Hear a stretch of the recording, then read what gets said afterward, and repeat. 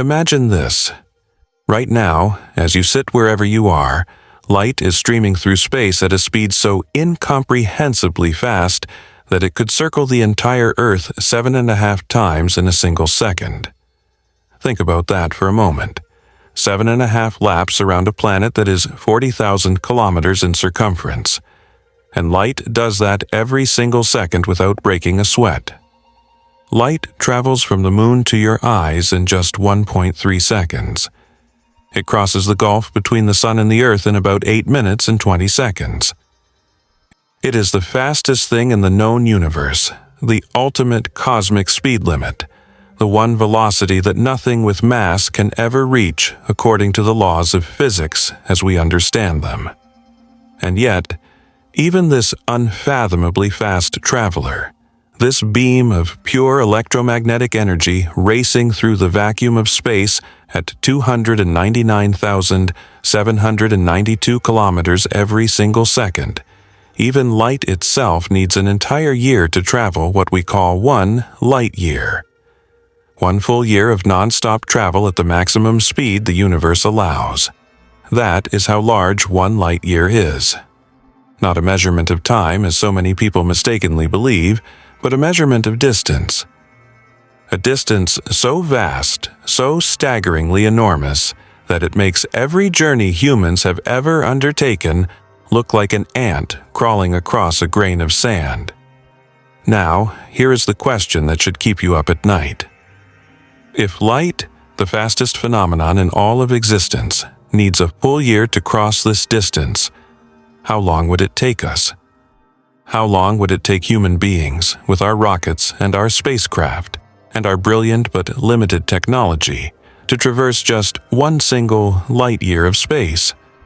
Not the distance to the nearest star, which is over 4 light years away. Not the distance across our galaxy, which is 100,000 light years from rim to rim. Just one. Just 1 light year. That is the question we are going to answer today, and I promise you, the answer is going to fundamentally change the way you see the universe, your place in it, and the future of our entire species. But before we dive in, let me tell you something that will set the stage for everything that follows. Voyager 1, the farthest human-made object from Earth, was launched on September 5, 1977. It has been traveling through space for decades now, hurtling away from our planet at about 61,200 kilometers per hour. It has passed the orbit of Jupiter. It has sailed past Saturn. It has crossed the heliopause, the boundary where our sun's influence ends and true interstellar space begins. Voyager 1 is now in interstellar space, the first human artifact to achieve this milestone. And yet, after all these decades of travel, Voyager 1 has covered a distance of roughly 164 astronomical units. An astronomical unit is the distance from the Earth to the Sun, about 150 million kilometers. So, Voyager 1 has traveled 164 times the Earth-Sun distance. That sounds impressive until you realize that 1 light year is 63,241 astronomical units. Voyager 1, after all these decades, has not even covered 1% of a single light year, not even close. At its current speed, Voyager 1 would need approximately 17,500 years to travel 1 light year. 17,500 years. To put that in perspective, 17,500 years ago, the last ice age was still gripping the planet.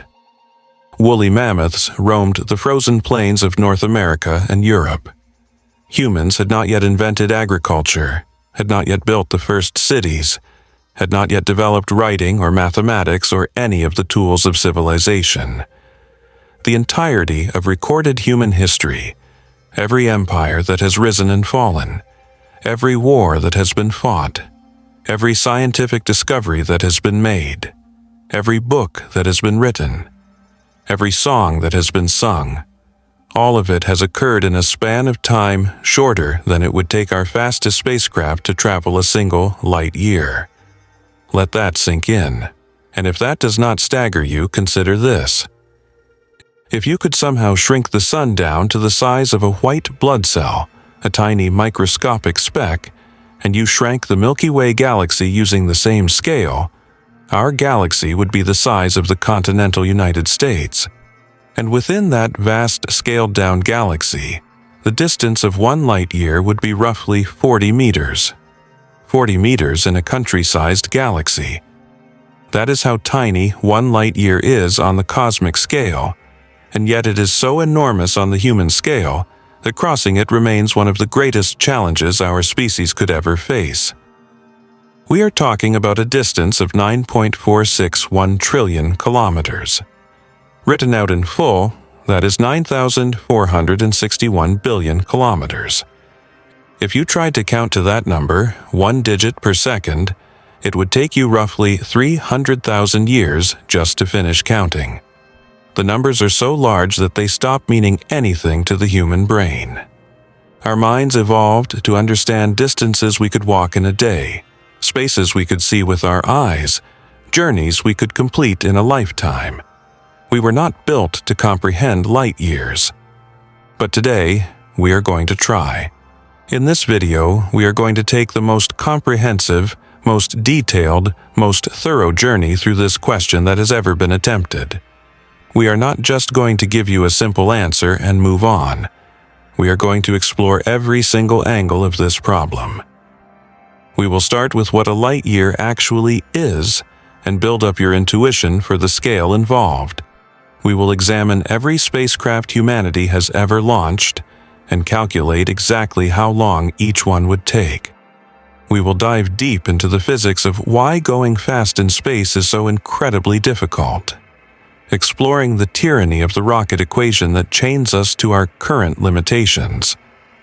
We will investigate near-future technologies that could dramatically reduce travel times, things like ion drives, solar sails, and nuclear propulsion. We will venture into the realm of advanced and theoretical propulsion, from antimatter engines to laser-pushed light sails to the mind-bending concept of the Alcubierre warp drive.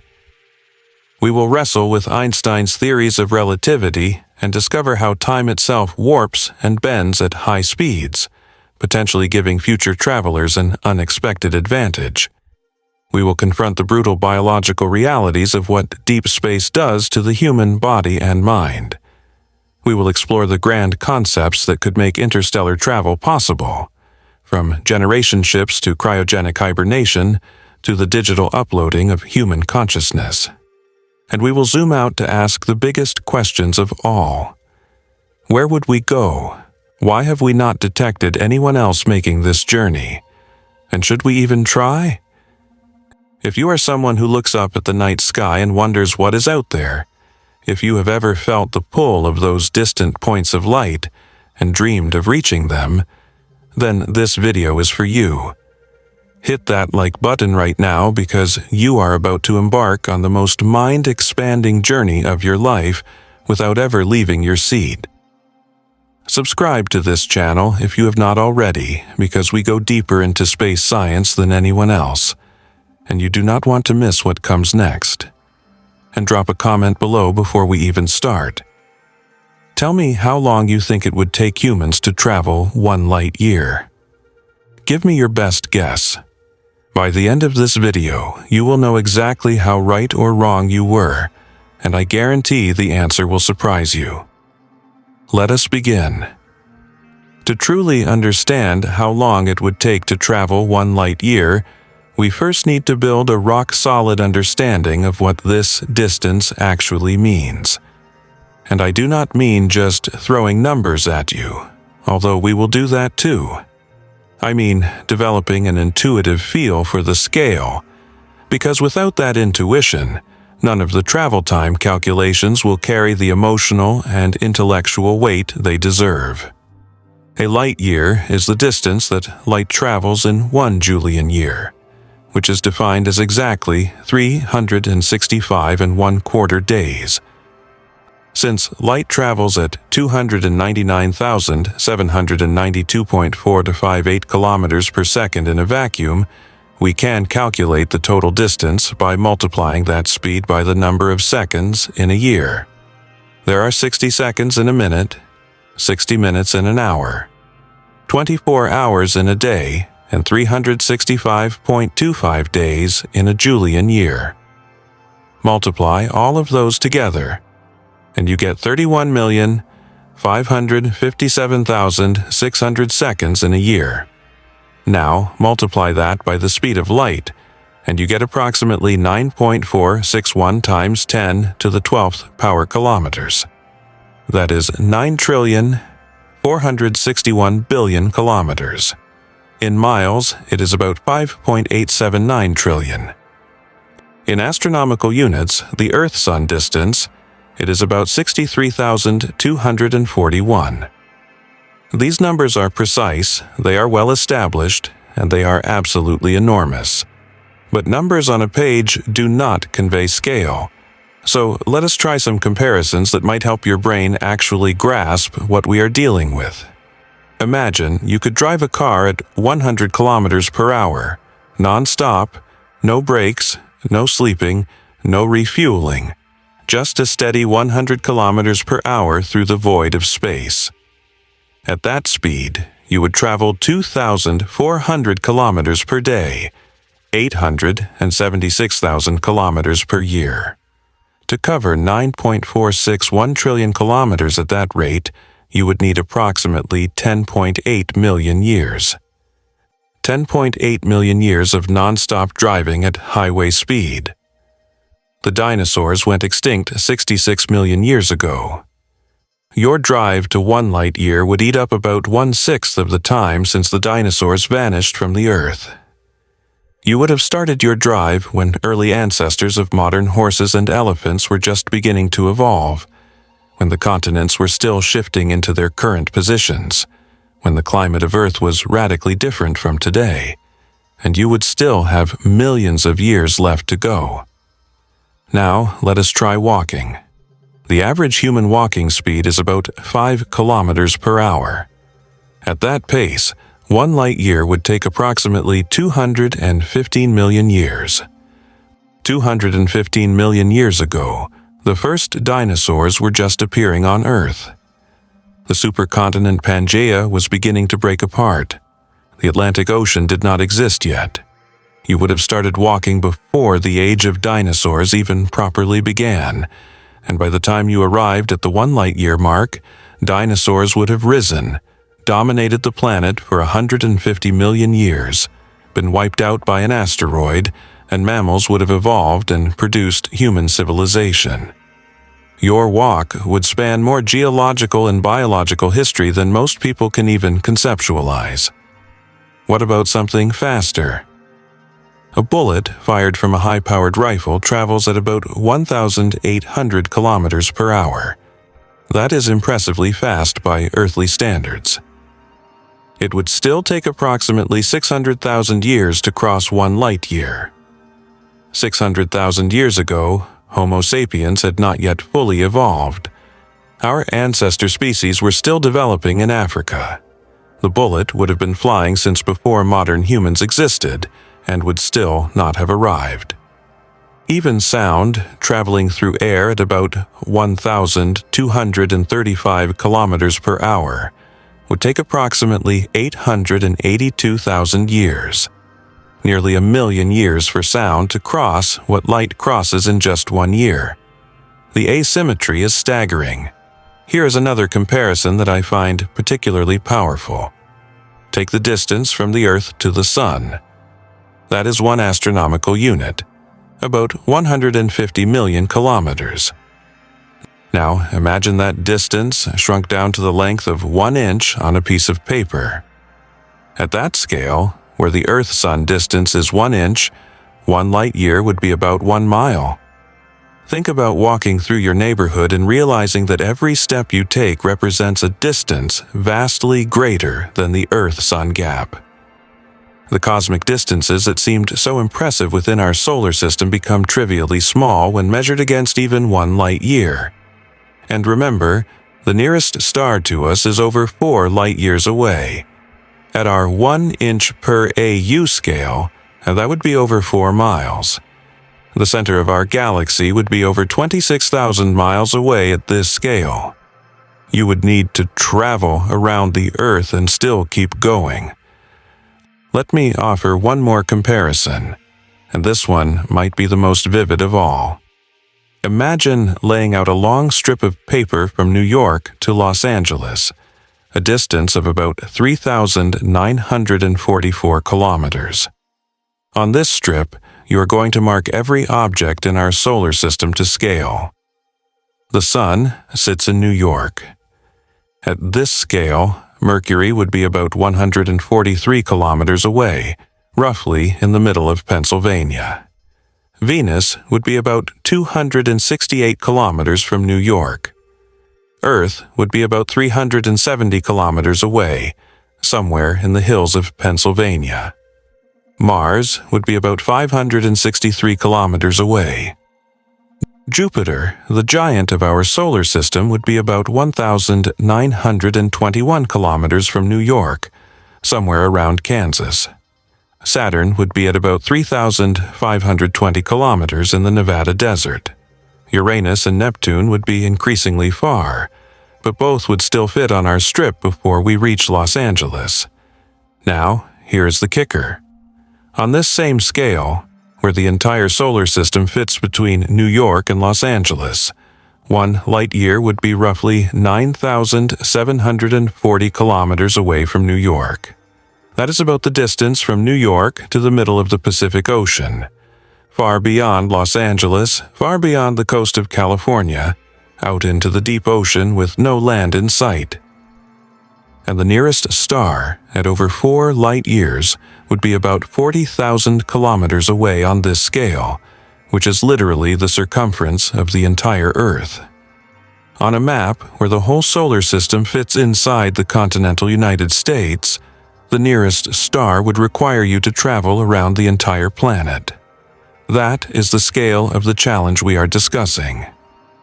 Now, I want to take a moment to clarify something that causes confusion for many people, and that is the relationship between light years and other units of cosmic distance. You may have heard the term parsec, which sounds like something out of science fiction, and indeed, it became famous when a certain movie character claimed to have made a particular run in a certain number of parsecs, incorrectly using it as a measurement of time. A parsec is actually about 3.26 light-years, and it is the preferred unit of distance for professional astronomers because it arises naturally from the method they use to measure cosmic distances, a technique called stellar parallax. Stellar parallax works like this. Hold your thumb up in front of your face and close one eye. Note where your thumb appears against the background. Now, switch eyes, closing the other one and opening the first. Your thumb appears to jump to a different position against the background, even though it did not actually move. This apparent shift is parallax, and it happens because your two eyes are separated by a few centimeters, giving them slightly different viewing angles. Astronomers use the same principle, but instead of two eyes separated by centimeters, they use the Earth's orbit, which is separated by about 300 million kilometers from one side of the Sun to the other. They observe a nearby star in January, then observe it again in July when the Earth has moved to the opposite side of its orbit, and they measure how much the star appears to shift against the background of much more distant stars. The closer the star, the larger the shift. A star at a distance of 1 parsec would show a parallax angle of 1 arcsecond, which is 1/3600th of a degree. No star is actually that close to us.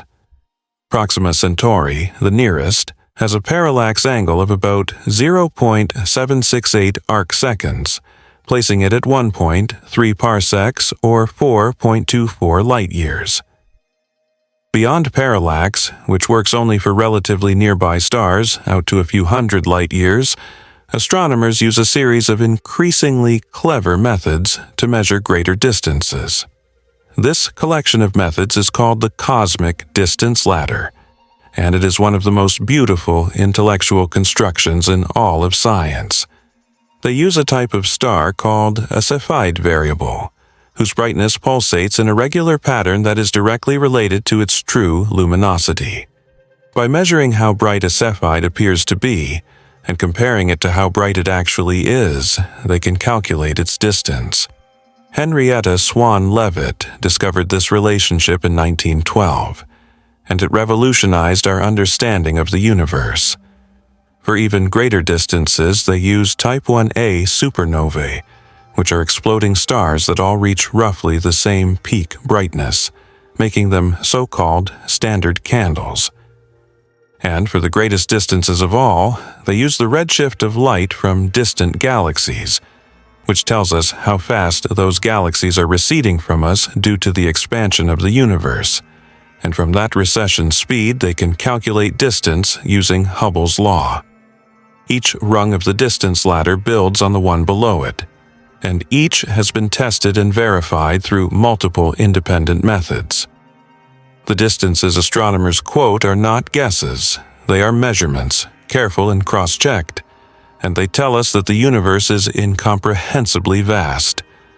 Let us now zoom out and place 1 light-year in the context of our cosmic neighborhood, because understanding where 1 light-year falls on the grand map of space will help you appreciate both how far it is from a human perspective and how tiny it is from a cosmic one. Starting close to home, the Moon is about 1.3 light-seconds from Earth. When you look at the Moon, you are seeing it as it was 1.3 seconds ago. Not a big deal. The Sun is about 8 minutes and 20 seconds away at the speed of light. If the Sun suddenly vanished, we would not know about it for over 8 minutes. We would see the sky go dark and feel the loss of gravity at the same time, 8 minutes and 20 seconds after the event. Mars, at its closest approach to Earth, is about 3 light minutes away. At its farthest, when it is on the opposite side of the Sun, it is about 22 light minutes away. This is why controlling a rover on Mars is so challenging.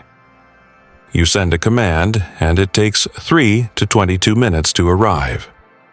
The rover does something, and it takes another 3 to 22 minutes for the result to reach you. A simple back-and-forth communication can take up to 44 minutes. Jupiter is about 35 to 52 light minutes from Earth, depending on orbital positions. Saturn is about 70 to 85 light minutes. The dwarf planet Pluto, at the edge of the traditional solar system, is about 4 to 7 light hours away. So, within our solar system, we are dealing with light seconds, light minutes, and light hours. Large distances by human standards, but tiny compared to our target. The edge of the solar system is a fuzzy concept. If we define it as the heliopause, where the solar wind gives way to the interstellar medium, it is about 120 astronomical units, or roughly 17 light hours. But if we define the solar system's edge as the outer boundary of the Oort cloud, the vast spherical shell of icy objects that is gravitationally bound to the Sun, then the edge is somewhere between 1 and 2 light years from us. That is right.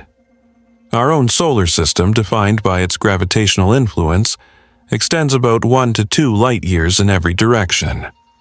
So, 1 light year does not even get you out of the Sun's gravitational neighborhood. You would still be within the Oort cloud, still technically within the realm of our own star. To truly reach another star, you need to cross multiple light years. Proxima Centauri, the closest star to our Sun, is 4.24 light years away. It is a small red dwarf star, part of the Alpha Centauri triple star system. Its 2 companions, Alpha Centauri A and Alpha Centauri B, are slightly farther at 4.37 light years. These are our nearest stellar neighbors, and they are over 4 times farther than the 1 light year we are trying to cross. Barnard's star, the next closest after the Alpha Centauri system, is 5.96 light-years away. Wolf 359, famous in science fiction, is 7.86 light-years. Leyland 21185 is 8.29 light-years. Sirius, the brightest star in the night sky, is 8.6 light-years. Within 10 light-years of our Sun, there are only about a dozen star systems. Within 20 light-years, there are perhaps 100. The stars are incredibly spread out, like fireflies scattered across a dark field the size of a continent. Now, let us leap further. The center of our Milky Way galaxy is about 26,000 light-years from Earth. The galaxy itself is roughly 100,000 light-years in diameter, and about 1,000 to 2,000 light-years thick in the disk. Our nearest large galactic neighbor, the Andromeda Galaxy, is about 2.54 million light-years away. That is 2,540,000 light-years. The farthest objects we can observe, the ancient light from the cosmic microwave background, come from a distance of about 46.5 billion light-years, thanks to the expansion of the universe stretching space itself during the time that light has been traveling. So, 1 light-year sits in a strange middle ground.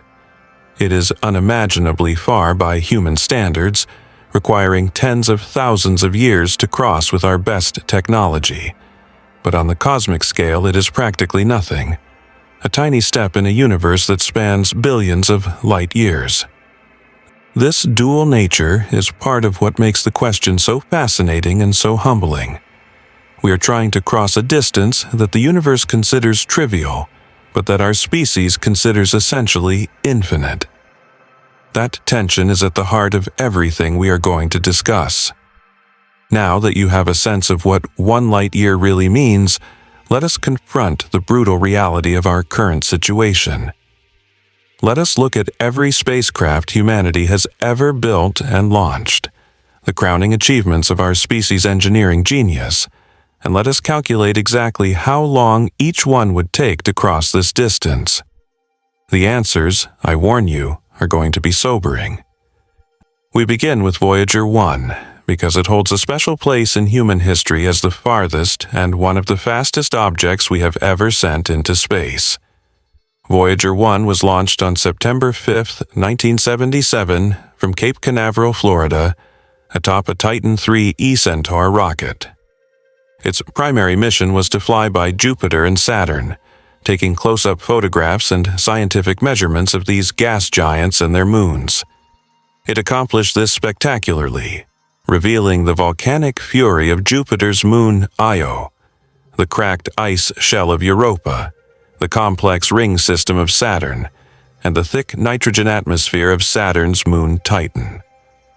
After completing its planetary mission, Voyager 1 continued outward, carried by its own momentum and the gravitational boosts it had received from the planets. Voyager 1 travels at approximately 17 kilometers per second relative to the Sun, which translates to about 61,200 kilometers per hour. That is fast by any earthly standard.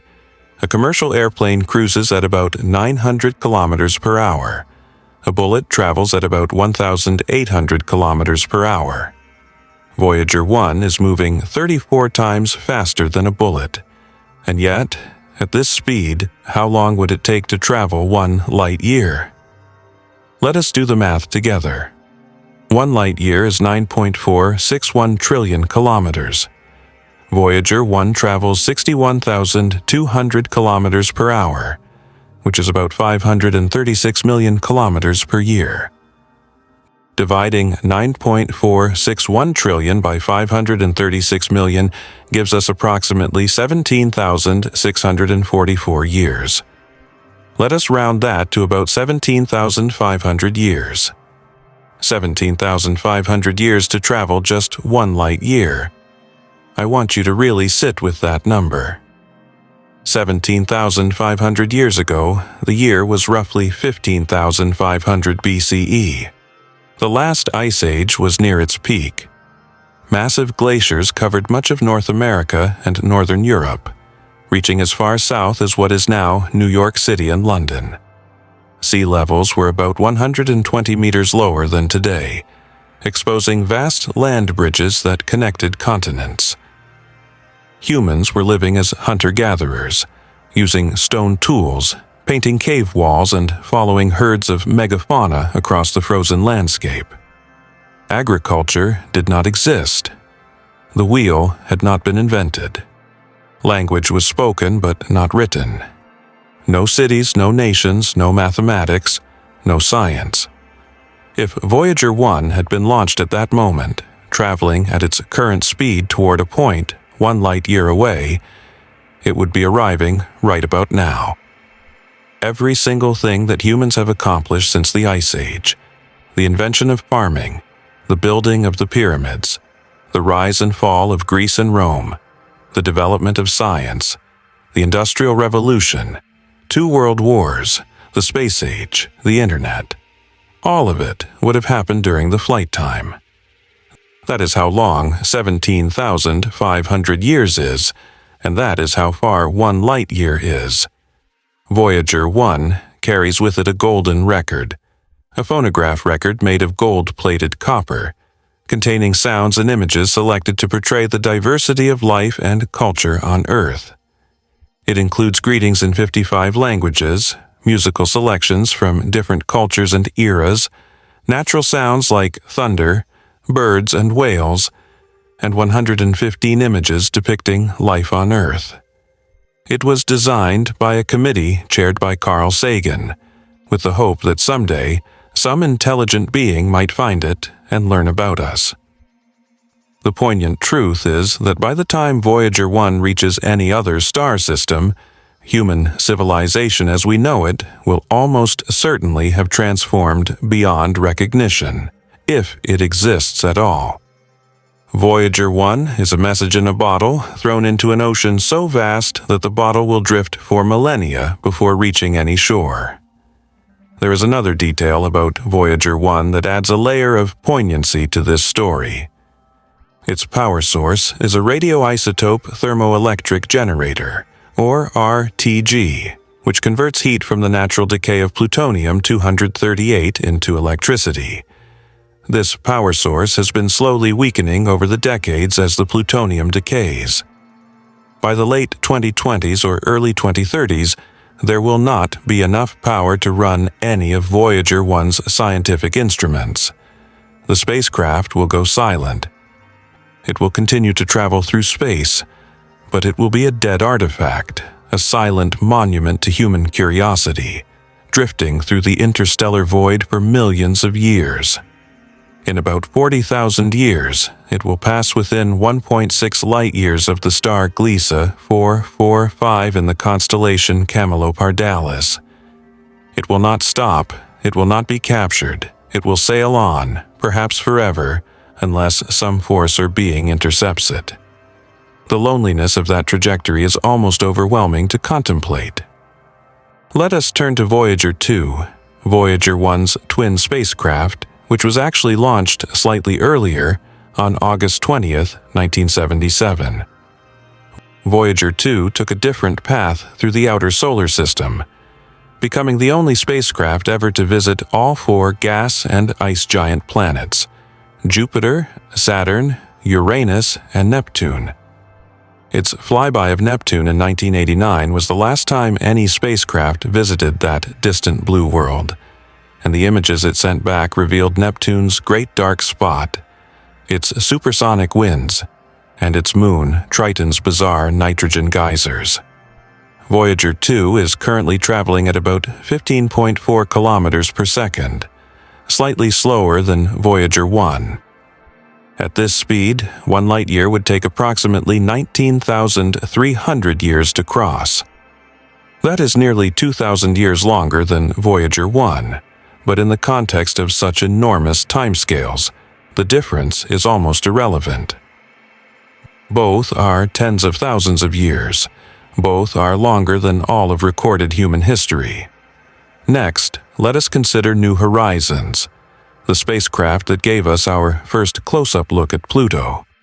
Launched on January 19, 2006, New Horizons held the record for the fastest launch speed ever achieved for a spacecraft leaving Earth, departing at about 58,536 kilometers per hour. It was so fast that it passed the Moon's orbit in just 9 hours, a journey that took the Apollo astronauts 3 days. New Horizons reached Jupiter in just 13 months, using the giant planet's gravity to boost its speed by about 14,400 kilometers per hour. On July 14, 2015, New Horizons flew past Pluto, revealing a world of stunning complexity. Heart-shaped nitrogen ice plains, towering water ice mountains, a thin haze-layered atmosphere, and geological activity that no one had expected on such a small, cold world. It then continued to fly by a small Kuiper Belt object called Arrokoth, formerly known as Ultima Thule, on January 1, 2019, finding a bizarre snowman-shaped body that provided clues about how the solar system formed. New Horizons currently travels at about 14.5 kilometers per second, which is actually somewhat slower than Voyager 1 because it did not receive as many gravitational assists. At this speed, 1 light-year would take approximately 20,600 years. Again, a number that dwarfs all human history. Now, here's where things get interesting. Let us talk about the Parker Solar Probe, because this spacecraft holds the all-time record for the fastest speed ever achieved by a human-made object. Launched on August 12, 2018, the Parker Solar Probe's mission is to study the Sun by flying closer to it than any previous spacecraft. It uses a series of gravitational assists from Venus to gradually shrink its orbit, bringing it closer and closer to the Sun with each pass. And here is the key physics. As it falls deeper into the Sun's gravitational well, it accelerates tremendously. At its closest approaches to the Sun, the Parker Solar Probe has reached speeds of approximately 692,000 kilometers per hour, which is about 192 kilometers per second. That is 0.064% the speed of light. It is the fastest any human object has ever traveled. At this peak speed, 1 light-year would take approximately 1,397 years. That is a massive improvement over Voyager 1's 17,500 years. We have cut the travel time by over 90%. But there is a critical catch that we must address honestly. The Parker Solar Probe only reaches this speed during its closest approach to the Sun, when it is deep in the Sun's gravitational pull. As it swings away from the Sun on its elliptical orbit, it slows down dramatically. In open interstellar space, far from any massive body, the Parker Solar Probe would not be traveling anywhere near this fast. Its speed in the context of a 1 light-year journey would be much closer to its average orbital speed, which is considerably lower. So, while the peak speed gives us an exciting theoretical number, it is not a realistic indicator of interstellar travel capability. The Parker Solar Probe was never designed for interstellar travel. It was designed to kiss the Sun and survive, which it has done magnificently, returning groundbreaking data about the solar corona, the solar wind, and the Sun's magnetic field. This is a good moment to explain how gravity assists work, because they are fundamental to almost every deep space mission we have ever flown. And understanding them will help you see both the power and the limitations of our current approach to space travel. A gravity assist, also called a gravitational slingshot, is a maneuver in which a spacecraft flies close to a planet and uses that planet's gravity and orbital motion to change its speed and direction. Imagine throwing a tennis ball at a moving truck. If you throw the ball in the same direction the truck is moving and it bounces off the front of the truck, the ball will come back slower. But if the ball bounces off the back of the moving truck, it will come back faster, having stolen a tiny bit of the truck's kinetic energy. A gravity assist works similarly. The spacecraft approaches a planet, falls into its gravitational well, swings around it, and is flung outward at a different speed and direction. If the geometry is right, the spacecraft gains speed relative to the Sun, having essentially stolen a tiny amount of the planet's orbital energy. The planet barely notices because it is so much more massive, but the spacecraft gets a significant boost. Every major outer solar system mission has relied on gravity assists. Voyager 1 and 2 used Jupiter and Saturn. New Horizons used Jupiter. Cassini used Venus, Earth, and Jupiter to reach Saturn. The Parker Solar Probe uses Venus repeatedly. Gravity assists are free speed boosts, but they have limitations. You can only use them near planets, and you need the planets to be in the right orbital positions. Once you leave the solar system, there are no more planets to assist you, and your speed becomes fixed unless you have some form of onboard propulsion. This is why our interstellar probes travel at constant speeds once they leave the planetary region. They have no way to accelerate further. Let us also look at some other notable spacecraft for comparison. The Juno spacecraft, which orbits Jupiter, reached about 265,000 kilometers per hour as it fell into Jupiter's gravity well. At that speed, 1 light year would take about 4,077 years. Helios 2, a joint NASA and German Space Agency mission to study the Sun, launched in 1976, reached about 252,000 kilometers per hour, which would mean about 4,286 years per light year. The Space Shuttle, orbiting Earth at about 28,000 kilometers per hour, would need approximately 385,000 years. The International Space Station, at about 27,600 kilometers per hour, would need roughly 393,000 years. Do you see the pattern here? Even our fastest spacecraft, even the record-breaking Parker Solar Probe at its peak velocity, requires over a millennium to cross 1 light year. Our typical spacecraft require tens of thousands of years to hundreds of thousands of years. We are not even in the same league as the distances involved. We are like ants trying to cross an ocean. It is not just difficult. With our current technology, it is functionally impossible within any timescale that makes sense for human beings. And this brings us to the fundamental question of why. Why is it so hard to go faster in space? You might think that since there is no air resistance in space, a spacecraft should be able to just keep accelerating forever. Just keep firing your engines and you will keep speeding up, right? In principle, yes, that is how it works in the vacuum of space. Newton's first law tells us that an object in motion stays in motion unless acted upon by an external force. And Newton's second law tells us that force equals mass times acceleration. So, if you keep applying force, you keep accelerating. Simple. But here is where the tyranny of the rocket equation comes in, and it is one of the most important concepts in all of space travel. This equation was first derived by the Russian scientist Konstantin Tsiolkovsky in 1903. The same year, the Wright brothers made their first powered flight at Kitty Hawk.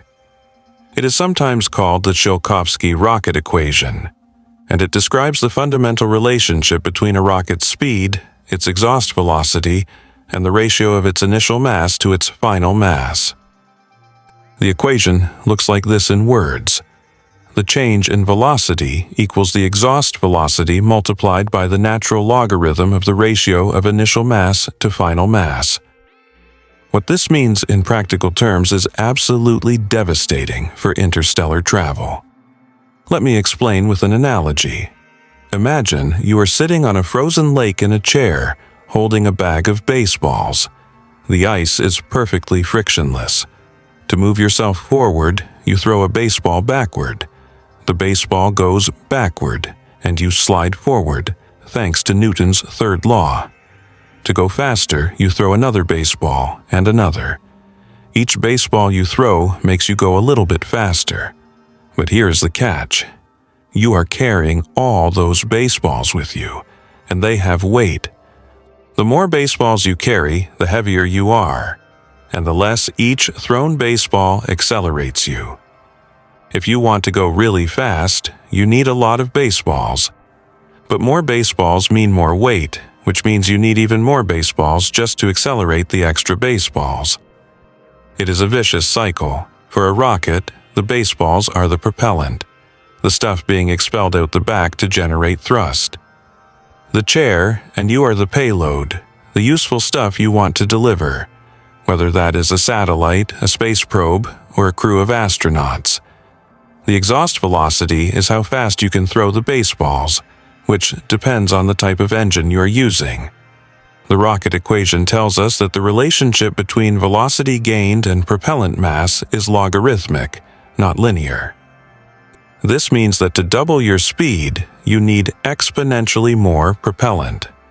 To triple it, you need even more exponentially more. The numbers grow hideously fast. For a chemical rocket, which is what all of our current launch vehicles use, the exhaust velocity is about 3 to 4.5 kilometers per second. The best chemical rockets, using liquid hydrogen and liquid oxygen, achieve a specific impulse of about 450 seconds, corresponding to an exhaust velocity of about 4.4 kilometers per second. To give you a sense of what the rocket equation does with these numbers, let us consider what it would take to accelerate a 1 kilogram payload to various fractions of the speed of light using chemical propulsion. To reach 1% of the speed of light, or 3,000 kilometers per second, with an exhaust velocity of 4.4 kilometers per second, the mass ratio required is e to the power of 3,000 divided by 4.4. That exponent is about 682. The number e raised to the power of 682 is a number so large that it has more digits than there are atoms in the observable universe. Literally. Not figuratively. Literally. The amount of chemical propellant required to accelerate a single kilogram to 1% of light speed exceeds the mass of the entire observable universe many times over. That is how brutal the rocket equation is. Chemical rockets are simply, fundamentally, mathematically incapable of achieving interstellar velocities. It does not matter how big you build the rocket or how clever your engineering is, the physics forbids it. You would need more fuel than exists in the universe. This is why every interstellar travel concept requires a fundamentally different approach to propulsion. Chemical rockets got us to the moon, and they send our probes to the outer planets, but they are hopelessly inadequate for interstellar travel. They are like trying to cross an ocean in a rowboat. It works fine for crossing a river, but the ocean demands a completely different kind of vessel. There is another concept that is closely related to the rocket equation, and equally important for understanding space travel: the delta V budget. Delta V, short for change in velocity, is the total amount of velocity change that a spacecraft can achieve with its onboard propellant. Think of it as the spacecraft's fuel budget, expressed not in gallons or kilograms of fuel, but in how much speed change that fuel can provide. Every maneuver a spacecraft performs, every orbit insertion, every course correction, every braking maneuver, costs delta V, and the total delta V available is determined by the rocket equation. For reference, getting from Earth's surface to low Earth orbit requires about 9.4 kilometers per second of delta V. Getting from low Earth orbit to the Moon and back requires about another 6 kilometers per second. Going to Mars, one way, from low Earth orbit requires about 3.6 kilometers per second. Getting to Jupiter requires about 9 kilometers per second. The total delta V for a round trip to Mars, including landing and returning to Earth, is about 15 to 20 kilometers per second depending on the trajectory. And these are all destinations within our own solar system. To travel 1 light year in a reasonable time, say 1,000 years, you would need an average speed of about 9,461 kilometers per second, which is about 3.2% the speed of light.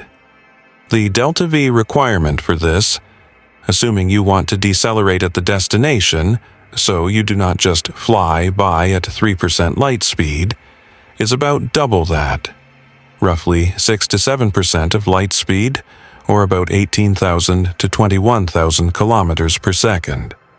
With chemical propulsion, this is laughably impossible. Even with the most efficient chemical rockets, the delta V available from a practical spacecraft is measured in the tens of kilometers per second. We would need to improve our delta V capability by a factor of roughly 1,000 to make a 1,000-year, 1-light-year journey feasible. And 1,000 years is still an incredibly long time.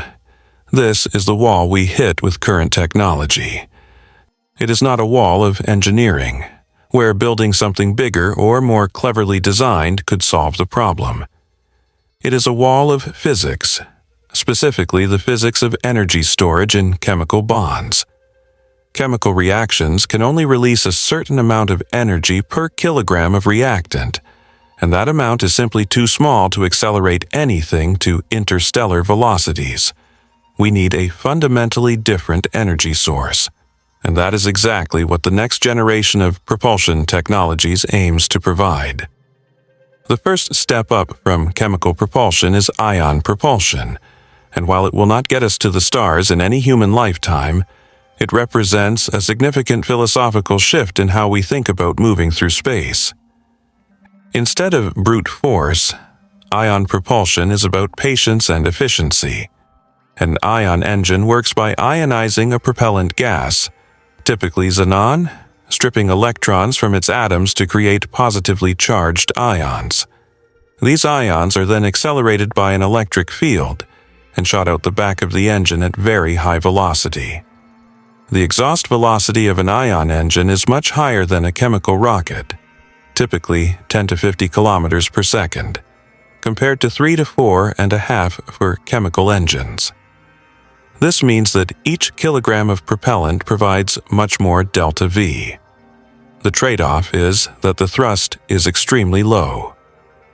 While a chemical rocket engine can produce millions of newtons of thrust, roaring and blazing with fire, an ion engine produces a gentle whisper of force, often less than 1 newton.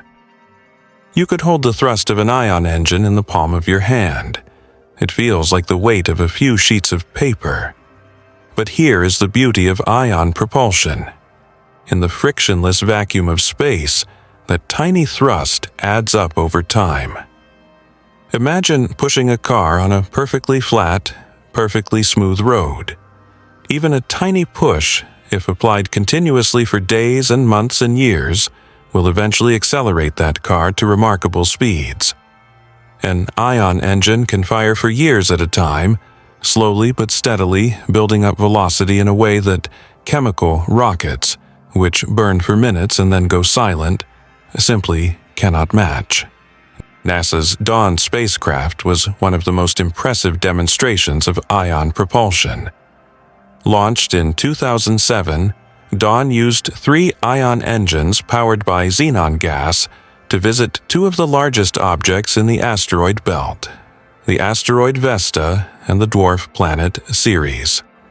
Dawn became the first spacecraft ever to orbit 2 different celestial bodies beyond Earth, a feat that would have been impossible with chemical propulsion given the mission's mass and budget constraints.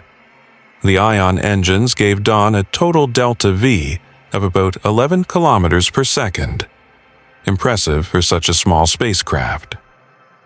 The most advanced ion engines currently being developed include NASA's Next-C, NASA's Evolutionary Xenon Thruster, commercial, and various Hall effect thrusters being developed by companies like SpaceX for satellite station keeping. These engines can achieve specific impulses of 3,000 to 12,000 seconds, compared to 450 for the best chemical rockets. That is a factor of 7 to 27 improvement in propellant efficiency.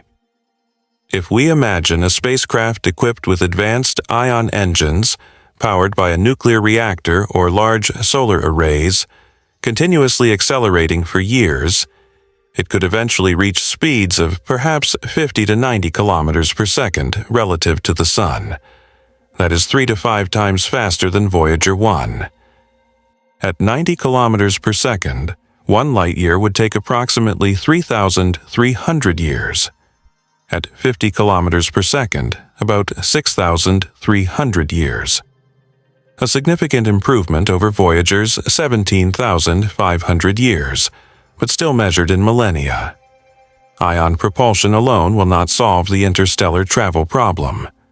But it is a step in the right direction, and the principles behind it, using electrical energy to accelerate propellant to high exhaust velocities, are fundamental to many of the more advanced concepts we will discuss later.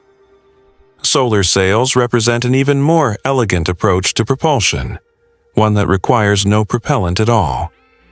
A solar sail is a large, thin, reflective surface that is pushed by the pressure of sunlight. That is right, light has momentum.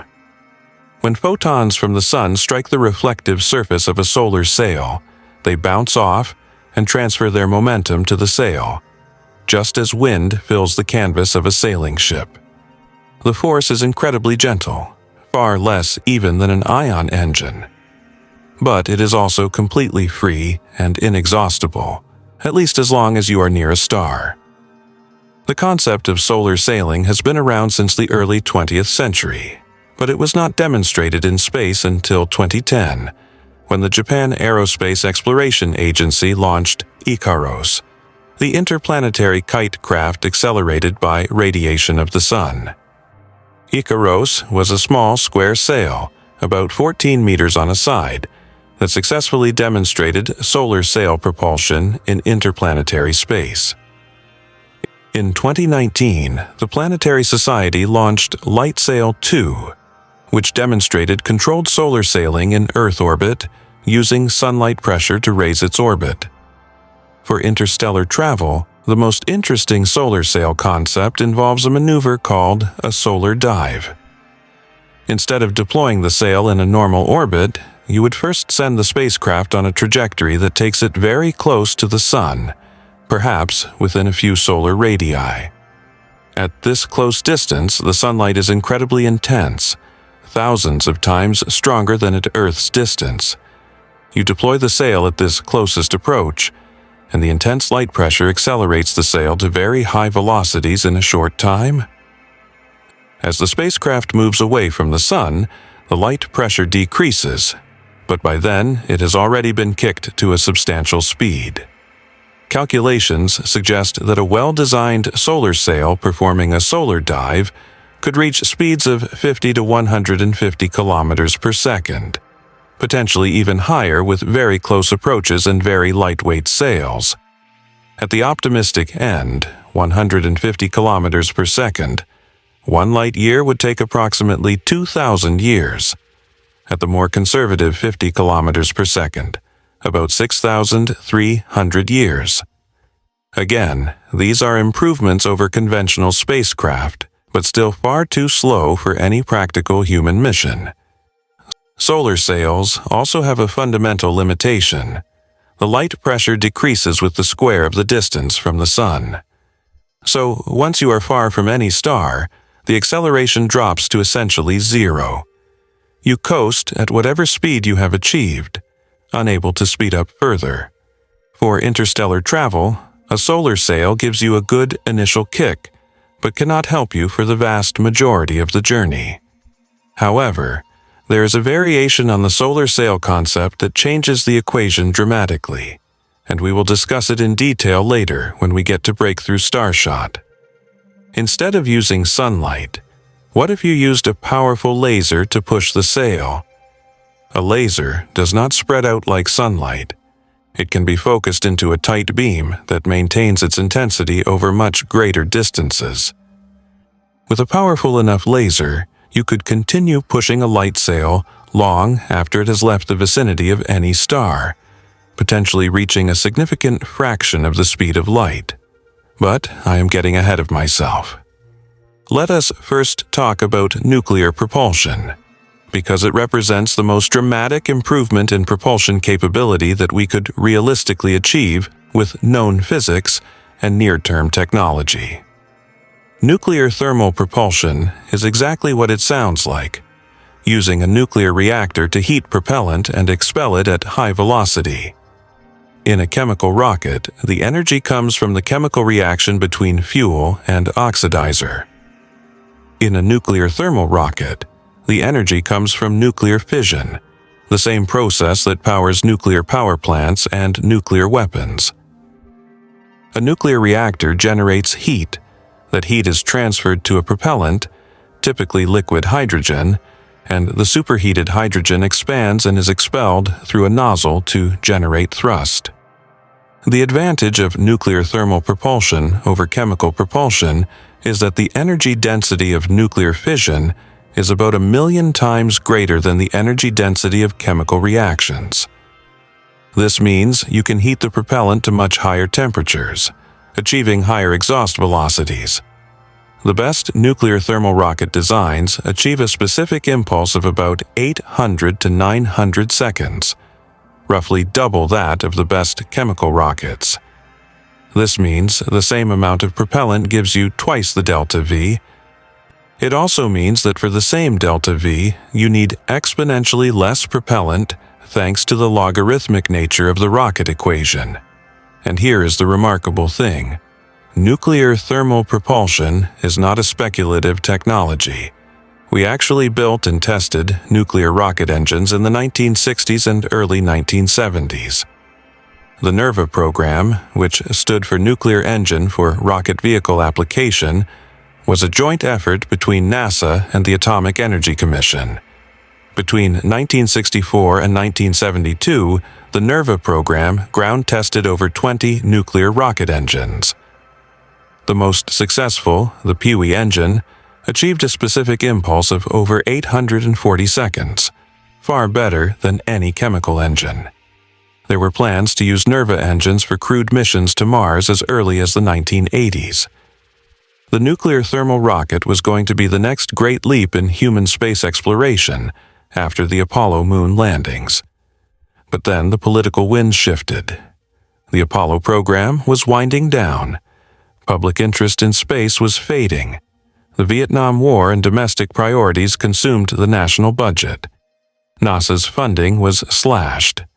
The NERVA program was canceled in 1972, and with it, the dream of nuclear-powered deep space travel was shelved for decades. Now, half a century later, nuclear thermal propulsion is making a comeback. NASA and DARPA, the Defense Advanced Research Projects Agency, have jointly launched the DRACO program, which stands for Demonstration Rocket for Agile Cislunar Operations. The goal is to develop and demonstrate a nuclear thermal rocket engine in space within the next few years. If successful, nuclear thermal propulsion could cut the travel time to Mars from about 7 months with chemical rockets to as little as 45 days. That is a transformative improvement for Mars missions, and it would mark the first use of nuclear propulsion in space. However, even nuclear thermal propulsion is not fast enough for interstellar travel. Doubling the specific impulse of chemical rockets is wonderful for exploring our solar system, but 1 light-year demands a speed improvement of not 2 times, but hundreds or thousands of times. At the speeds achievable with nuclear thermal propulsion, 1 light-year would still take thousands of years. We need to go much further. And that is where we enter the realm of what I consider one of the most audacious engineering concepts ever seriously proposed: nuclear pulse propulsion, also known as Project Orion. If nuclear thermal propulsion is like upgrading from a bicycle to a car, nuclear pulse propulsion is like upgrading from a car to a supersonic jet. It is a completely different order of magnitude. Project Orion was conceived in 1958 by Ted Taylor, a physicist at General Atomic, and developed with significant contributions from the legendary physicist Freeman Dyson, who temporarily left the Institute for Advanced Study at Princeton to work on the project. The concept is breathtakingly simple and breathtakingly insane at the same time. You detonate nuclear bombs behind the spacecraft. That is the propulsion system. Nuclear explosions. Here's how it would work in detail. The spacecraft has a massive metal plate at the rear called a pusher plate. Behind the pusher plate, there are shock absorbers, enormous pneumatic or mechanical systems designed to smooth out the impulse.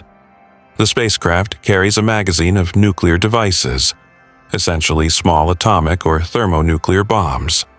At regular intervals, a bomb is ejected behind the spacecraft through a hole in the center of the pusher plate and detonated at a distance of a few tens of meters. The explosion creates a plasma fireball that expands outward in all directions, but the portion that hits the pusher plate delivers a massive kick of momentum. The shock absorbers absorb the violent impulse and convert it into smooth, sustained acceleration for the spacecraft. Then, another bomb is ejected and detonated, and another, like a machine gun of nuclear explosions propelling the ship forward. This sounds like science fiction, but it was deadly serious. The team at General Atomic performed detailed engineering studies and even conducted small-scale tests using conventional explosives. The physics works. The engineering is challenging but feasible, even with 1960s technology. And the performance is astonishing.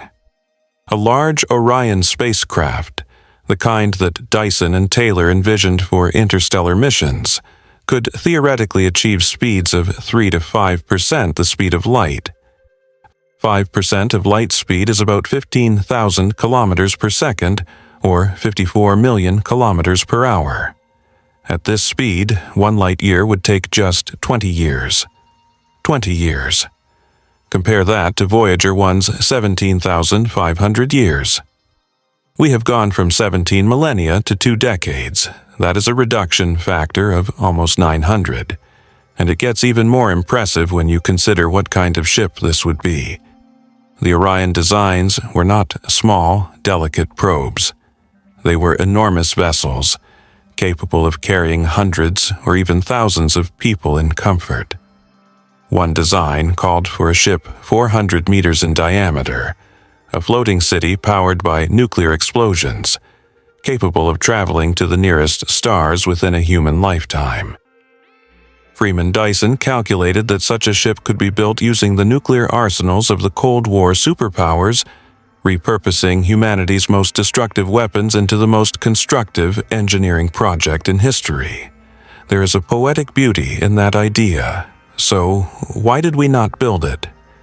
2 reasons. First, the Partial Nuclear Test Ban Treaty of 1963 prohibited nuclear detonations in outer space, among other environments.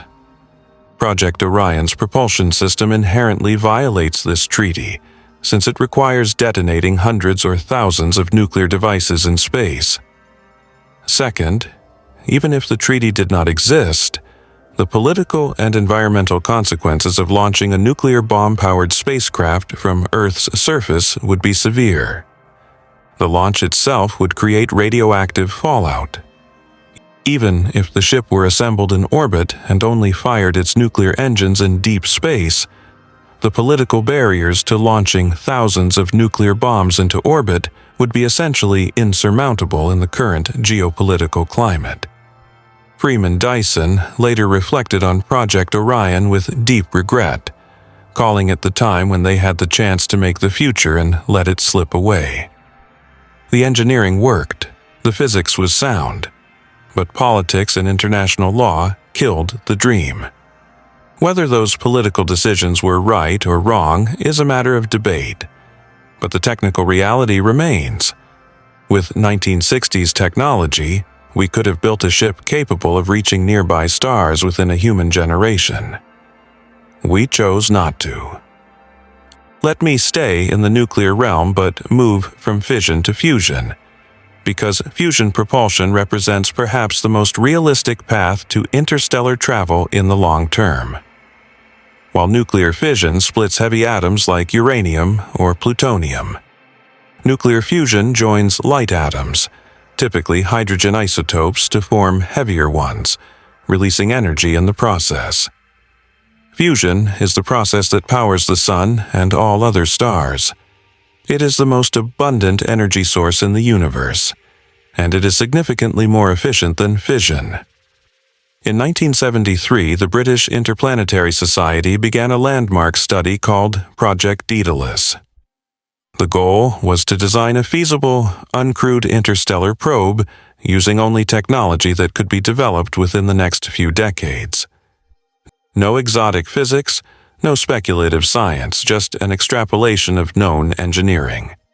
The target was Barnard's star, 5.96 light-years away, and the mission profile called for a one-way flyby, not a stop-and-orbit mission. The Daedalus design that emerged was remarkable. The spacecraft would be enormous, a two-stage vehicle with a total initial mass of about 54,000 tons, most of which was propellant. The propulsion system used inertial confinement fusion.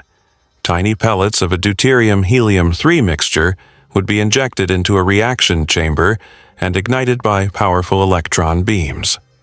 The fusion explosions, contained within a magnetic nozzle, would propel the ship forward. The first stage would fire for about 2 years, accelerating the ship to about 7% the speed of light. Then, the first stage would be jettisoned, and the second stage would continue firing for about 2 more years, boosting the speed to about 12% of light speed. At 12% the speed of light, or 36,000 kilometers per second, 1 light-year would take approximately 8.3 years. To reach Barnard's star at 5.96 light-years, the total journey time would be about 50 years. A human lifetime. Not the lifetime of a single generation, but the career span of a scientist who might launch the probe as a young researcher and live to see the data return.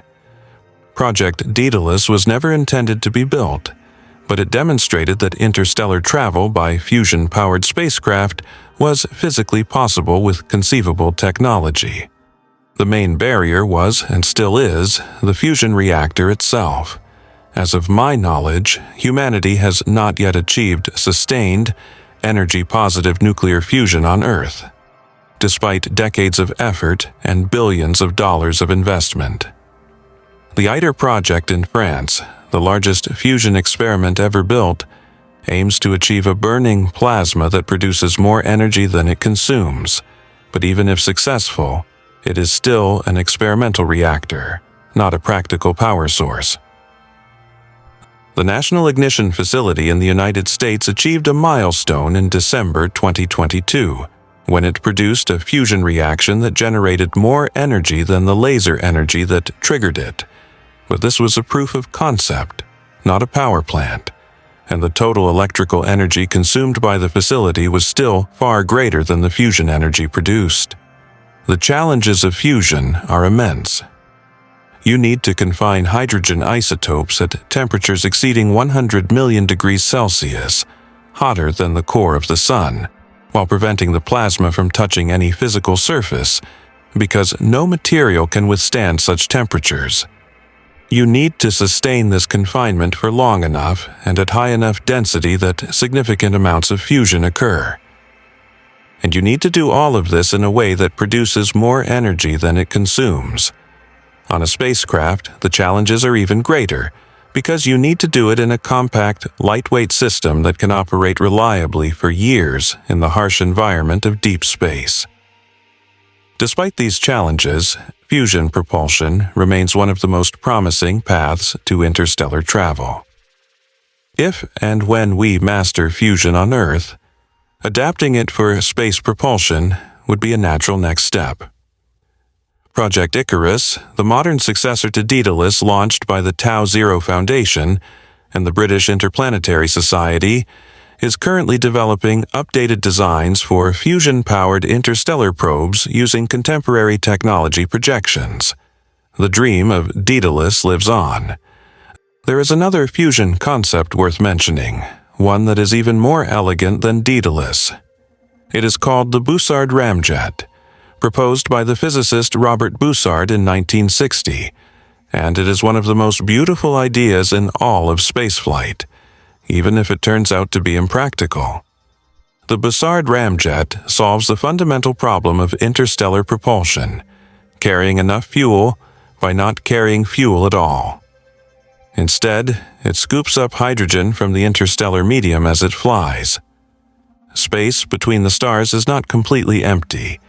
There is a thin soup of gas, mostly hydrogen, with a density of about 1 atom per cubic centimeter on average, though it varies enormously depending on location. The Bussard ramjet would deploy an enormous electromagnetic scoop, perhaps hundreds of kilometers in diameter, that would funnel this interstellar hydrogen into a fusion reactor at the heart of the ship. The hydrogen would be fused into helium, and the energy released would be used to accelerate the exhaust products out the back, propelling the ship forward. The elegance is stunning. The faster you go, the more hydrogen you scoop up per unit time, so the more thrust you produce, so the faster you go. It is a positive feedback loop. In principle, a Bussard ramjet could accelerate indefinitely, eventually approaching the speed of light. It would never run out of fuel because its fuel is the medium through which it travels. It is the interstellar equivalent of a jet aircraft scooping air into its engines, which is why it is called a ramjet. But reality, as it so often does, threw cold water on this beautiful dream. Several problems emerged when physicists analyzed the concept in detail. First, the interstellar hydrogen is incredibly sparse.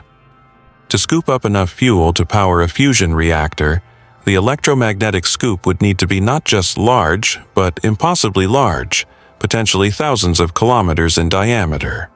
The engineering challenges of deploying and maintaining such a structure in deep space are formidable. Second, and more fundamentally, the scoop itself would create drag. As it sweeps through the interstellar medium collecting hydrogen, it also pushes against the hydrogen that it doesn't collect, and at high speeds this drag force might actually exceed the thrust produced by the fusion reactor. You would be slowing down, not speeding up.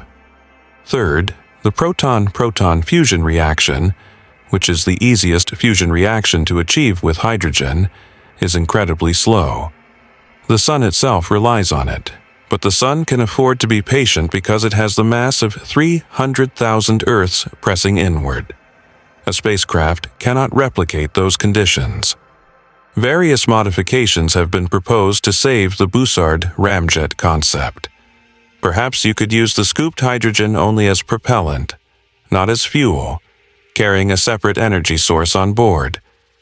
Perhaps you could seed the interstellar medium ahead of the spacecraft with fuel pellets launched by a stationary station, creating a trail of breadcrumbs for the ramjet to follow. Perhaps future advances in fusion technology could solve the reactor problem. The concept is not dead, but it is significantly more challenging than Bussard originally envisioned. It remains a beautiful idea waiting for the technology to catch up. Now, we are going to take a dramatic leap forward, leaving behind the realm of technologies that we can build or plausibly develop in the coming decades, and entering the domain of technologies that push against the very limits of known physics. These are concepts that some scientists take seriously and others dismiss as fantasy, where the line between visionary and delusional is sometimes hard to draw. But they represent the only paths to truly fast interstellar travel, and so we must explore them. Let us begin with antimatter propulsion, because it represents the theoretical maximum of energy extraction from matter, the ultimate fuel. To understand antimatter propulsion, we need to start with Einstein's most famous equation, E equals mc squared. This equation tells us that mass and energy are interchangeable, two forms of the same fundamental thing, and that the conversion factor between them is the speed of light squared. The speed of light is 300 million meters per second. squared, that is 9 times 10 to the 16th power. This means that even a tiny amount of mass contains an enormous amount of energy. The problem with conventional propulsion is that it converts only a minuscule fraction of its fuel's mass into energy.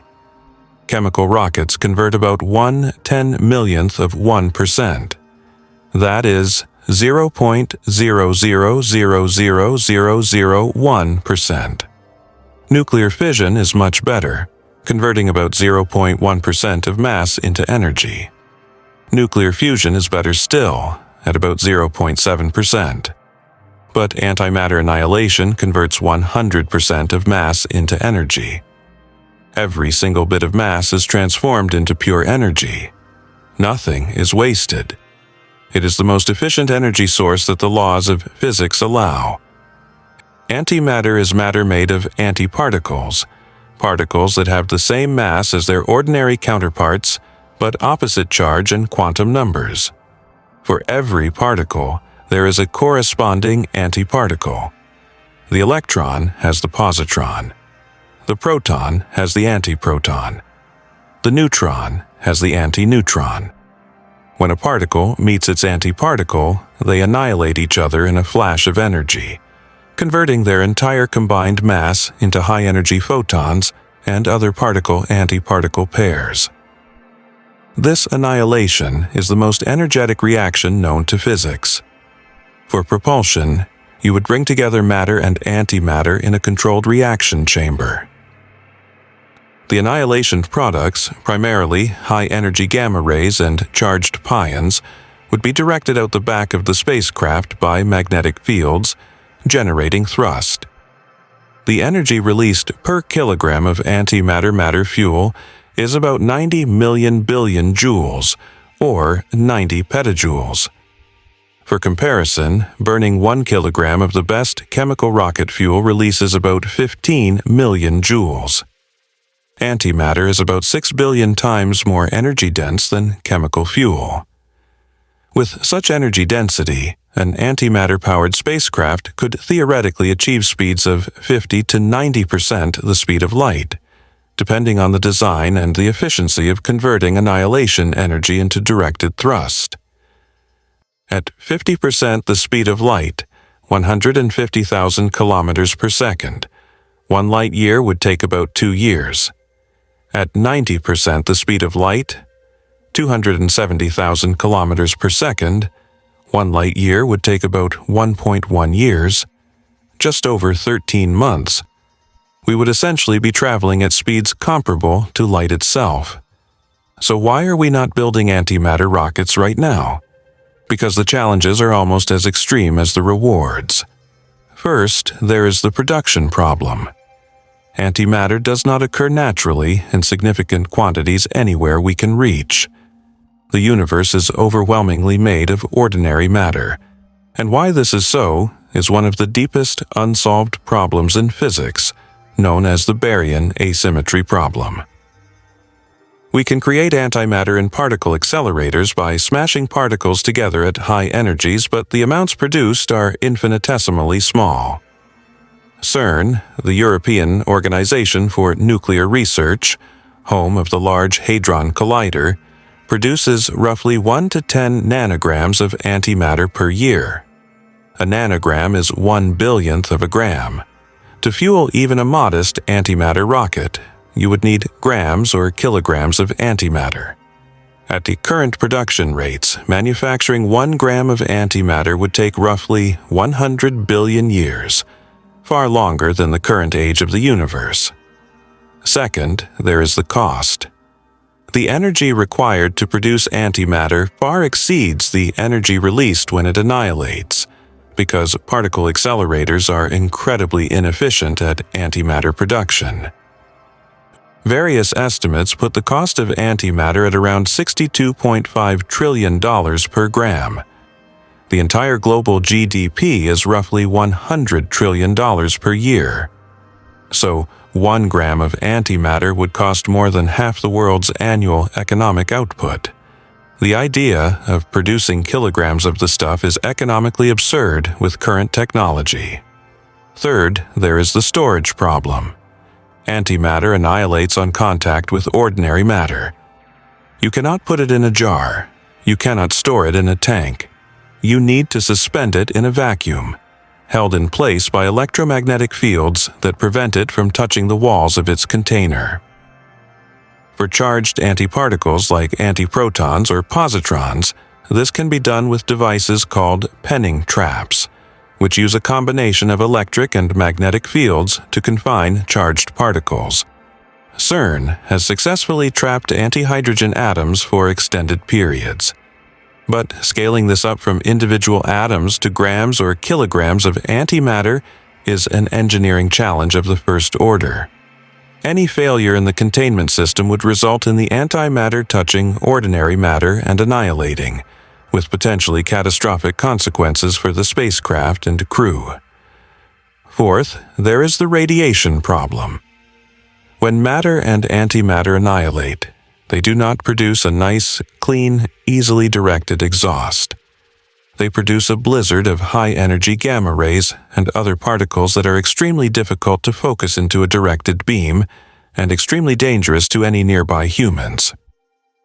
Designing a reaction chamber that can efficiently convert annihilation energy into thrust while shielding the crew from lethal radiation is a monumental engineering challenge. Despite all these obstacles, antimatter propulsion remains the gold standard of theoretical propulsion because the physics is so overwhelmingly favorable. If we can solve the production, storage, and engineering problems, antimatter gives us the fastest possible chemical-free propulsion. Many futurists believe that a mature civilization that has mastered fusion power and thus has access to enormous quantities of cheap energy could potentially produce antimatter in meaningful quantities, because the fundamental limit is energy input, and a civilization with abundant fusion power would have energy to spare. Now, while antimatter propulsion is a technology for the distant future, there is a project underway right now that aims to send a spacecraft to another star within our lifetime, and it does so using an approach that is both brilliantly simple and staggeringly ambitious. It is called Breakthrough Starshot, and it represents the most serious near-term attempt at interstellar travel ever proposed. Breakthrough. Starshot was announced in April 2016 by the Russian-Israeli billionaire Yuri Milner, with the support of the late Stephen Hawking and Facebook founder Mark Zuckerberg, among others. It is a $100 million research and engineering program with a goal that sounds like science fiction. Send a spacecraft to the Alpha Centauri star system, 4.24 light-years away, within 20 years of launch, and have it return images and data from that system within a human generation. The concept is built on two key insights. First, you do not have to send a large spacecraft. If you can make the spacecraft small enough, you can accelerate it much faster with a given amount of energy. Second, you do not have to carry your energy source with you. If you leave the energy source at home and beam the energy to the spacecraft, you eliminate the tyranny of the rocket equation entirely. Here is how it would work. The spacecraft, called a star chip, would be a wafer-scale integrated circuit weighing about 1 gram. It would carry a tiny camera, a communication laser, a power source, and navigation sensors, all packed onto a chip about the size of a postage stamp. Attached to this chip would be a light sail, a thin reflective surface about 4 meters on a side, weighing about another gram. The total mass of the sail and star chip together would be just a few grams. On Earth, or in orbit around Earth, a massive array of ground-based lasers would be built, with a combined power output of about 100 gigawatts. That is 100 billion watts, roughly the total electrical generating capacity of a medium-sized country. This laser array would focus its beam on the light sail of the star chip, and the radiation pressure of the laser light would push the sail forward with tremendous force. The acceleration would be ferocious, about 10,000 to 60,000 times the force of Earth's gravity, lasting for about 10 minutes. In those 10 minutes, the Starship would accelerate to approximately 20% the speed of light, 60,000 kilometers per second. At 20% the speed of light, 1 light year would take about 5 years. The 4.24 light-year journey to Alpha Centauri would take about 20 years. After arriving, the Starship would fly through the Alpha Centauri system in a matter of hours, taking photographs and measurements and beaming the data back to Earth using its tiny onboard laser. The data transmission, traveling at the speed of light, would take another 4.24 years to reach Earth. So the total time from launch to data receipt would be about 25 years, a single human generation. This is a concept of breathtaking elegance, but it faces formidable engineering challenges that the breakthrough Starshot team is actively working to address. The laser array itself is an enormous undertaking. 100 gigawatts of coherent laser power, focused to a spot precise enough to hit a 4-meter sail at distances of millions of kilometers, requires technology that does not currently exist.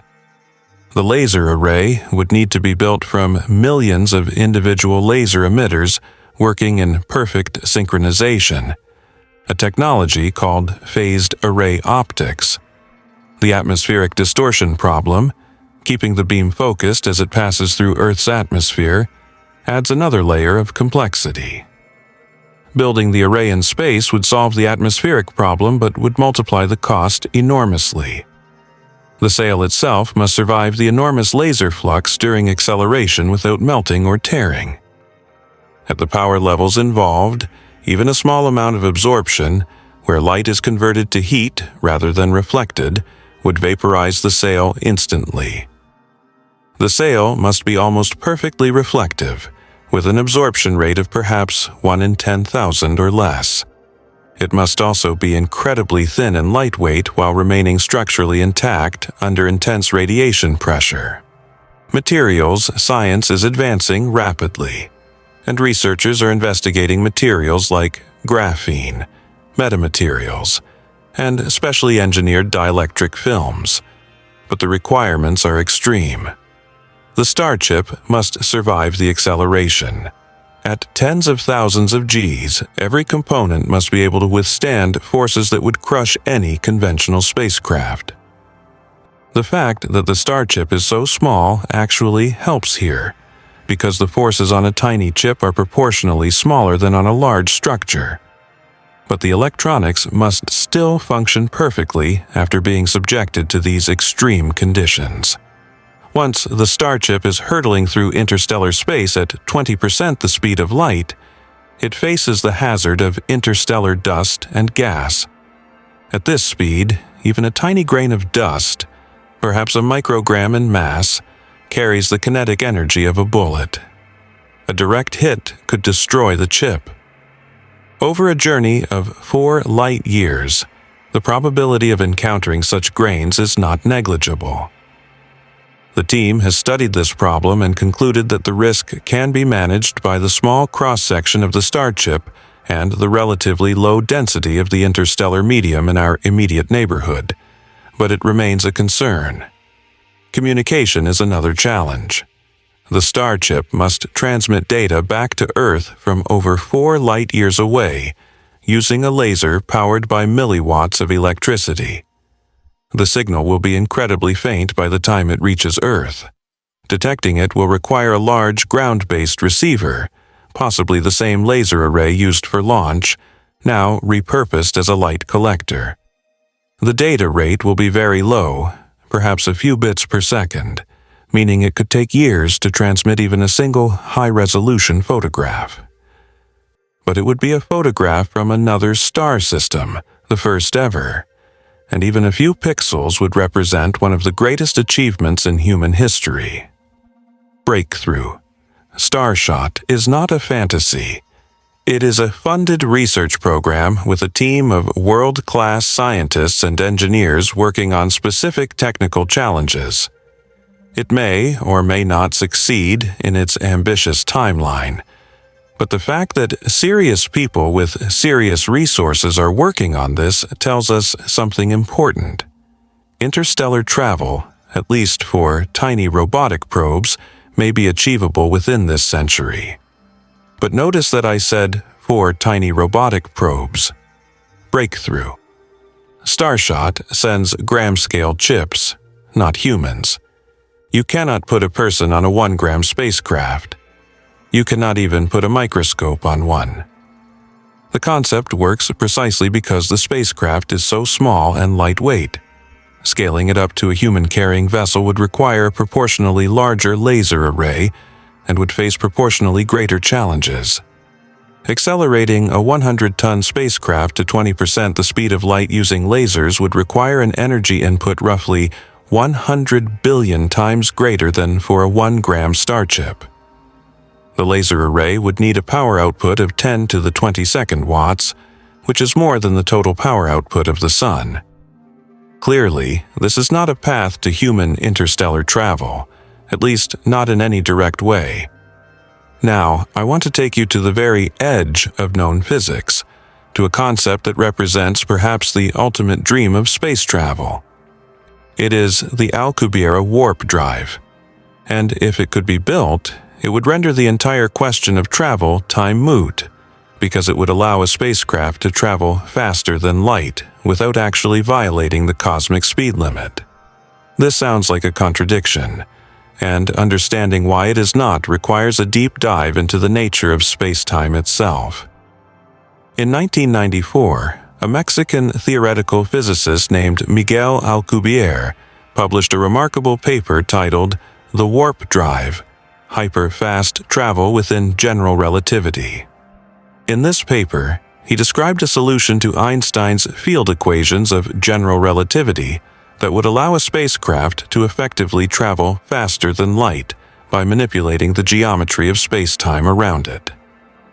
The idea, inspired by the warp drive in science fiction, turned out to have a rigorous mathematical basis in Einstein's own theory. Here is how it works, conceptually. Instead of the spacecraft moving through space, the space around the spacecraft moves. Imagine you are standing on a moving walkway at an airport. You are not walking, but you are moving forward because the floor beneath you is moving. Now imagine that instead of a moving walkway, you are in a bubble of flat, normal space-time, and the space in front of you is contracting, being compressed, while the space behind you is expanding, being stretched. The contraction of space in front pulls your bubble forward, while the expansion of space behind pushes it forward. The net effect is that your bubble of space-time, with you safely inside it, moves through the larger space-time at a speed that can be arbitrarily fast, even faster than light. The crucial insight is that within your bubble, you are not moving at all. You are stationary relative to the space immediately around you. It is the space itself that is moving. And Einstein's speed limit applies to objects moving through space, not to space itself. Space can expand or contract at any rate. We know this because the universe itself is expanding, and distant galaxies are receding from us at speeds that exceed the speed of light, carried along by the expansion of space. They are not traveling through space faster than light. The space between us and them is simply growing. The Alcubierre drive uses the same principle, but in a controlled, directed way. With a functioning warp drive, 1 light-year could be crossed in days, hours, or even minutes, depending on the warp factor, the degree to which a space is being compressed and expanded. In principle, there is no upper limit to how fast a warp drive could go. It could make the entire observable universe accessible. Now, for the bad news. The Alcubierre metric, as his solution is called, requires a form of matter with negative energy density, sometimes called exotic matter. This is not antimatter, which has positive energy. This is something far stranger, matter or energy that has gravitationally repulsive properties, bending space-time in the opposite direction from normal matter. In Alcubierre's original paper, the amount of negative energy required was staggering, equivalent to the mass energy of the planet Jupiter. This made the concept seem completely impractical. But then, in 2012, Harold Sonny White at NASA's Johnson Space Center published a reanalysis of the Alcubierre metric. By changing the geometry of the warp bubble from a flat wall to a toroidal, or donut-shaped ring, White showed that the energy requirements could be reduced by many orders of magnitude, potentially down to about 700 kilograms of exotic matter. That is still exotic matter, which we do not know how to produce in quantity, but it is a far more encouraging number than the mass of Jupiter. The question of whether exotic matter exists is one of the deepest in modern physics. The Casimir effect, a quantum mechanical phenomenon in which two uncharged parallel metal plates placed very close together in a vacuum experience a tiny attractive force, has been interpreted as evidence for negative energy density in the vacuum between the plates. The effect has been experimentally confirmed and is well understood theoretically. It shows that quantum mechanics does allow negative energy densities under certain conditions. Whether this quantum scale effect can be scaled up to produce the macroscopic quantities of negative energy needed for a warp drive is completely unknown. There have been more recent developments in warp drive research. In 2021, Eric Lentz published a paper describing a class of soliton solutions to Einstein's equations that could provide superluminal travel using only positive energy density, potentially eliminating the need for exotic matter entirely. And Alexei Bobrik and Gianni Martire also published work analyzing the general class of warp drive spacetimes and their energy requirements. These papers generated significant excitement in the physics community, though they are far from providing a practical blueprint. The field is young and rapidly evolving, and it is impossible to predict whether a functional warp drive is centuries away or forever impossible. I should be honest with you about the scientific consensus here. Most physicists regard the warp drive as an interesting theoretical exercise, but not a practical technology. The challenges, not just producing exotic matter, but also dealing with problems like the accumulation of high-energy particles at the warp bubble boundary, the inability to steer or stop the drive from inside the bubble, and potential causality violations, time travel paradoxes, that superluminal travel might introduce, are all severe.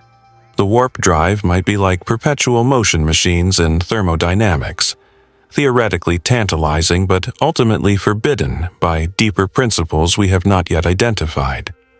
But it might not be. That is the thrilling uncertainty. General relativity allows it. Quantum mechanics might provide the tools. And the history of physics is littered with things that were declared impossible by one generation and achieved by the next.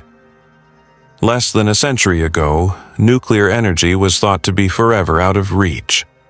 Less than 2 centuries ago, heavier-than-air flight was considered physically impossible by respected scientists. We must be humble about the limits of our knowledge.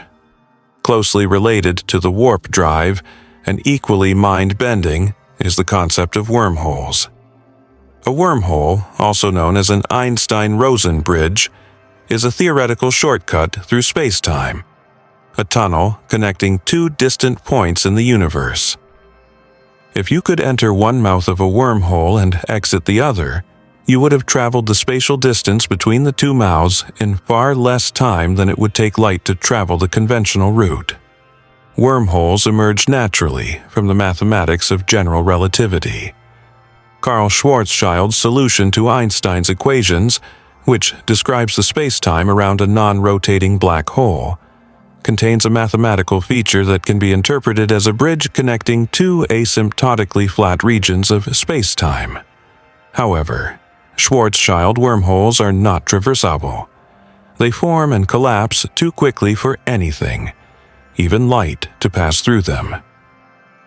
In 1988, Kip Thorne and his student Mike Morris published a paper exploring the conditions necessary for a traversable wormhole, one that a spacecraft could actually pass through. They found that, like the warp drive, traversable wormholes require exotic matter with negative energy density to hold the wormhole open against its tendency to collapse.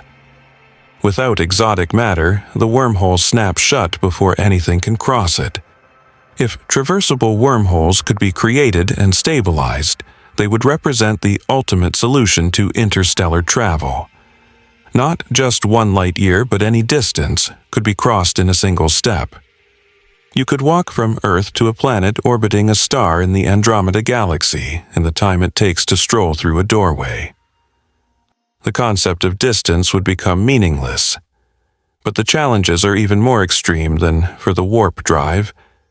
We would need to not only produce exotic matter, but also somehow create and shape a wormhole, threading it through space-time and anchoring its mouths at desired locations. We have no idea how to begin doing this. It may require manipulating space-time at the Planck scale, the smallest meaningful scale in physics, where quantum gravity effects dominate and our current theories break down completely. There is also the troubling issue of causality. If wormholes can connect distant points in space, they might also connect different points in time, effectively enabling time travel. This leads to paradoxes, like the famous grandfather paradox. If you travel back in time and prevent your own birth, how were you there to travel back in time in the first place? Many physicists believe that the universe has some kind of chronology protection mechanism that prevents time travel, and if that mechanism exists, it might also prevent traversable wormholes from existing. Stephen Hawking proposed a chronology protection conjecture precisely to this effect, though he acknowledged it was a conjecture, not a proven theorem. So, where does this leave us? The warp drive and wormholes represent the ultimate aspirations of interstellar travel, covering vast distances in trivial times, rendering the light-year barrier irrelevant. But they require physics we do not understand, and engineering we cannot even begin to conceptualize. They are destinations on the map of possibility, not stations we can currently reach. Yet their existence as solutions to Einstein's equations reminds us that the universe is stranger and more permissive than our everyday experience suggests, and that the laws of physics, while imposing limits, also open doors we have barely begun to explore. Now, I want to shift our focus to something that I find deeply profound, and that adds a fascinating twist to our central question. We have been asking how long it would take to travel 1 light year, and so far we have been measuring time from the perspective of someone watching the journey from Earth. But Einstein's special theory of relativity tells us that time is not absolute. The time experienced by a traveler moving at high speed is different from the time measured by a stationary observer. This effect, known as time dilation, could profoundly alter the traveler's experience of an interstellar journey. Special relativity rests on 2 postulates that Einstein published in 1905. The first is the principle of relativity. The laws of physics are the same in all inertial reference frames, that is, for all observers moving at constant velocity relative to each other. The second is the constancy of the speed of light. The speed of light in a vacuum is the same for all observers, regardless of their motion or the motion of the light source. These 2 postulates, seemingly simple and almost obvious, lead to revolutionary consequences when combined. One of those consequences is that moving clocks run slow. If you are traveling at high speed relative to me, and I watch your clock, I will see it ticking slower than my own. This is not an illusion or an artifact of observation. It is a genuine physical effect. Your biological processes, your thoughts, your heartbeat, everything about you runs slower from my perspective. And from your perspective, you notice nothing unusual. Your clock seems to tick normally. It is my clock that seems to be running fast. This symmetry is one of the most counterintuitive aspects of special relativity and is at the heart of the famous twin paradox. The twin paradox goes like this. Imagine two identical twins, Alice and Bob. Alice stays on Earth. Bob boards a spacecraft and travels to a distant star at very high speed, then turns around and comes back. When Bob returns, he is aged less than Alice. They are no longer the same age, even though they were born at the same moment. This is not science fiction. It is a confirmed prediction of special relativity, verified experimentally numerous times. In 1971, Haffley and Keating flew atomic clocks around the world on commercial jets and compared them to clocks that stayed on the ground. The flying clocks ran slightly slower, exactly as relativity predicted. GPS satellites must correct for both special and general relativistic time dilation effects. Without these corrections, GPS would accumulate errors of about 10 kilometers per day. The amount of time dilation depends on the speed. The formula involves a quantity called the Lorentz factor, usually denoted by the Greek letter gamma. Gamma equals 1 divided by the square root of 1 minus pi squared divided by c squared, where v is the traveler's speed and c is the speed of light. For the traveler, time passes at a rate that is slowed by a factor of gamma compared to the stay-at-home observer. Let me give you some specific numbers because they are extraordinary. At 50% the speed of light, 150,000 kilometers per second, the Lorentz factor is about 1.15. This means time passes about 13% slower for the traveler. If the journey takes 2 years by Earth clocks, the traveler ages about 1 year and 9 months. The difference is noticeable but not dramatic. At 90% the speed of light, the Lorentz factor jumps to about 2.3. Time passes 2.3 times slower for the traveler. A 1-year journey by Earth clocks would be experienced as about 5 months by the traveler. For our 1 light-year journey, which takes about 1.1 years at this speed by Earth clocks, the traveler would experience only about 6 months. At 99% the speed of light, gamma is about 7.1. A 1-year Earth journey is experienced as about 51 days by the traveler. At 99.9%, gamma is about 22.4, and 1 Earth year shrinks to about 16 days for the traveler. At 99.99%, gamma is about 70.7, and 1 Earth year becomes about 5 days for the traveler. At 99.9999%, gamma is about 707, and 1 Earth year becomes about 12 hours. Do you see what is happening? As you get closer and closer to the speed of light, the traveler's experience of the journey becomes shorter and shorter. For a 1 light-year journey at extremely high speed, the traveler might experience only days or even hours of time, while a year passes on Earth. The distance is not reduced. The Earth-bound observers still measure the journey as 1 light year, but the traveler's clock and their biological aging, their heartbeats, their thoughts, all run slower. They arrive having barely aged while their friends on Earth have added a year to their lives. This leads to a mind-blowing realization. In principle, with enough speed, you could cross the entire observable universe in a single human lifetime, from the traveler's perspective. If you could accelerate to a speed absurdly close to light speed, the time dilation would compress a journey of billions of light years into decades or even years of subjective time. The catch is that billions of years would pass on Earth during your journey.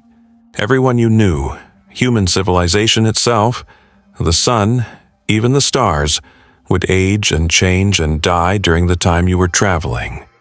You would arrive at the far side of the universe having aged perhaps a decade, but the universe around you would have moved on by eons.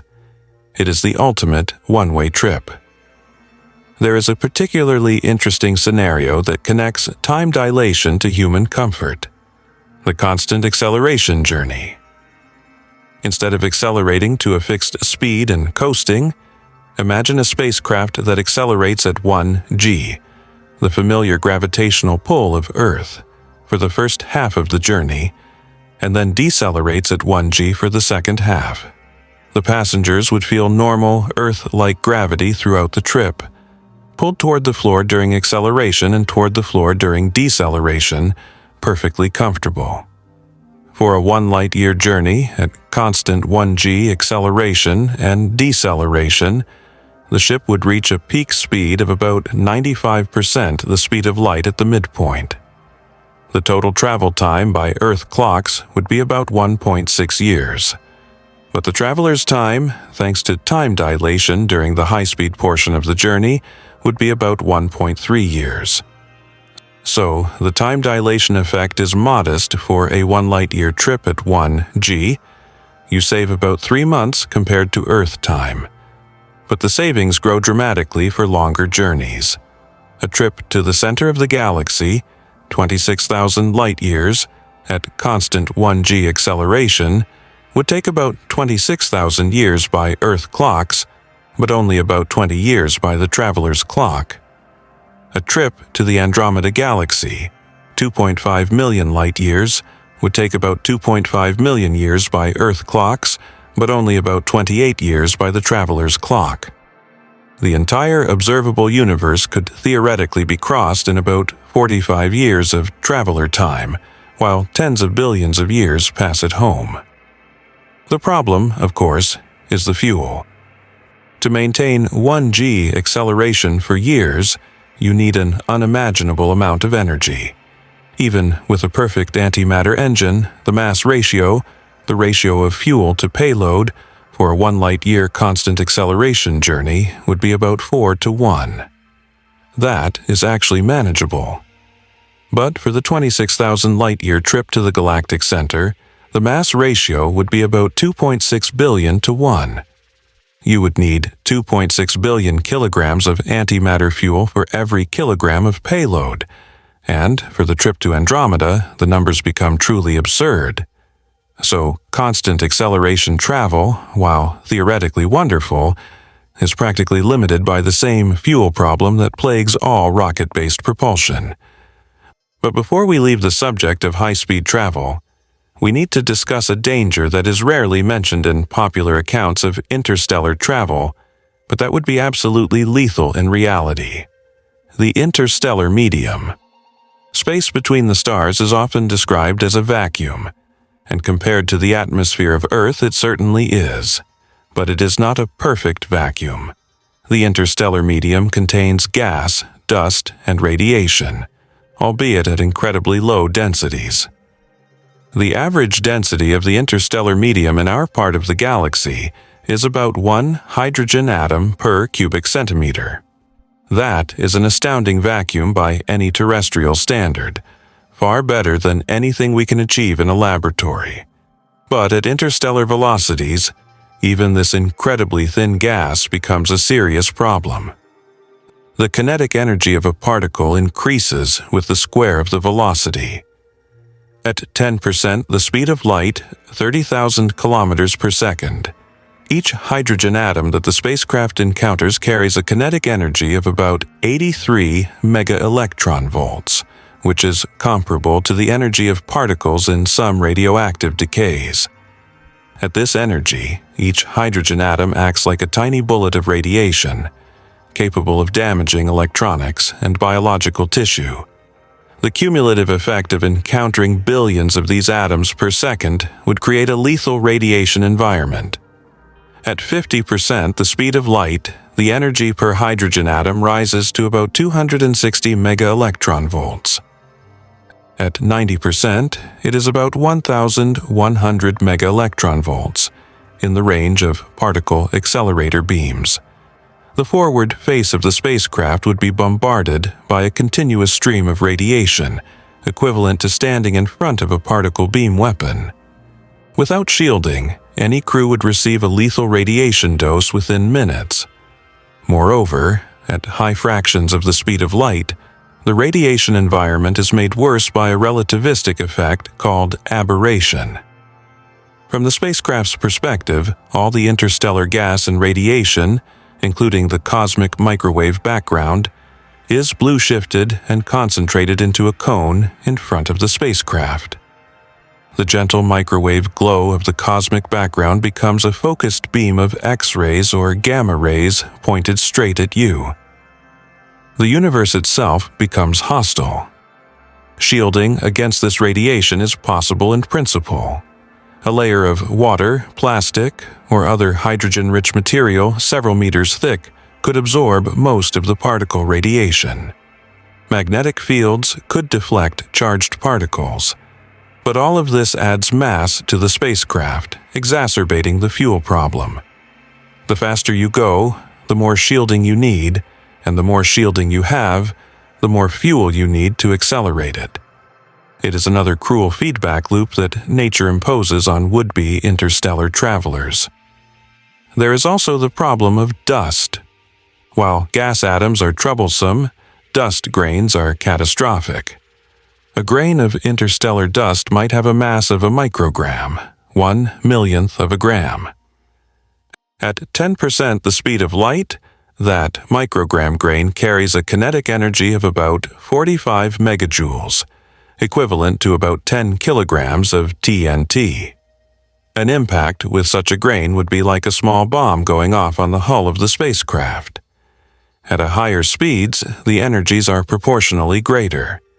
Even a well-shielded spacecraft could be destroyed by a single dust grain impact at relativistic speeds. Various solutions have been proposed. A Whipple shield, consisting of multiple thin layers of material separated by gaps, can disrupt and disperse the energy of an impacting particle across a wider area, reducing the damage to any single point. A magnetic or electric field projected ahead of the spacecraft could deflect charged particles and small charged dust grains. An ablative shield, a thick layer of material that slowly erodes as it absorbs impacts, could provide brute force protection. Some designs propose using a long, thin spacecraft, oriented with its narrowest cross-section forward, minimizing the target area for impacts. And some concepts propose sending a pathfinder beam of particles ahead of the spacecraft to clear the dust from its path, essentially sweeping the road before driving on it.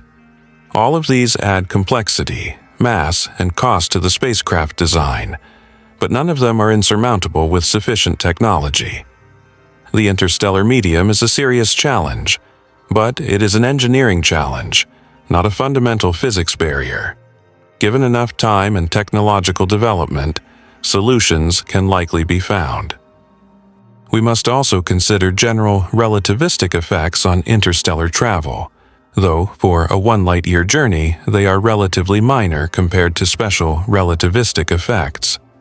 General relativity tells us that gravity warps space-time, and that clocks run slower in stronger gravitational fields. This gravitational time dilation is distinct from the velocity-based time dilation of special relativity. Near a massive object, like a star or black hole, time runs measurably slower. GPS satellites, orbiting at an altitude where gravity is slightly weaker than on Earth's surface, gain about 45 microseconds per day due to gravitational time dilation, an effect that must be corrected for the system to function accurately. For interstellar travel, gravitational time dilation would be significant only if the journey passed near a very massive object, such as a neutron star or black hole. In the relatively empty space between stars in our neighborhood, the effect is negligible. However, if future interstellar navigation involves gravitational slingshots around massive objects, or if wormholes near black holes are involved, general relativistic time dilation would become critically important.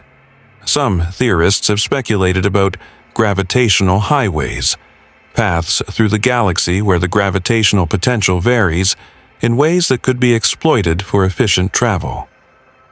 The Interplanetary Transport Network, a system of low-energy transfer orbits within our solar system that exploits the gravitational interactions of the Sun and planets, is a real-world example of using gravitational topology for efficient navigation. Whether analogous structures exist on interstellar scales is an open question, but an intriguing one. Now, I want to shift our attention to what I consider one of the most important and least discussed aspects of interstellar travel: the biological challenge. We can talk about rockets and warp drives and exotic matter all day, but at the end of the day, if humans are on this journey, we have to keep them alive and healthy for the duration. And for most of the propulsion methods we have discussed, that duration is measured in years, decades, or centuries. The human body was not designed for deep space, and deep space does not care about human fragility. Let us start with radiation, because it is the most immediate and lethal threat. We have already discussed the radiation from the interstellar medium at high speeds, but even at low speeds, deep space is a radiation nightmare. On Earth, we are protected from most cosmic radiation by two shields: the planet's magnetic field, which deflects charged particles, and the atmosphere, which absorbs most of what gets through. In low Earth orbit, the magnetic field still provides significant protection, which is why astronauts on the International Space Station receive radiation doses that, while elevated, are manageable. But beyond Earth's magnetosphere, in deep space, there is no protection except what you bring with you. The two main sources of radiation in deep space are galactic cosmic rays and solar energetic particles. Galactic cosmic rays are high-energy particles, primarily protons but also heavier nuclei like iron, that originate from supernova explosions and other energetic events throughout the galaxy. They travel at speeds close to the speed of light and carry enormous energy.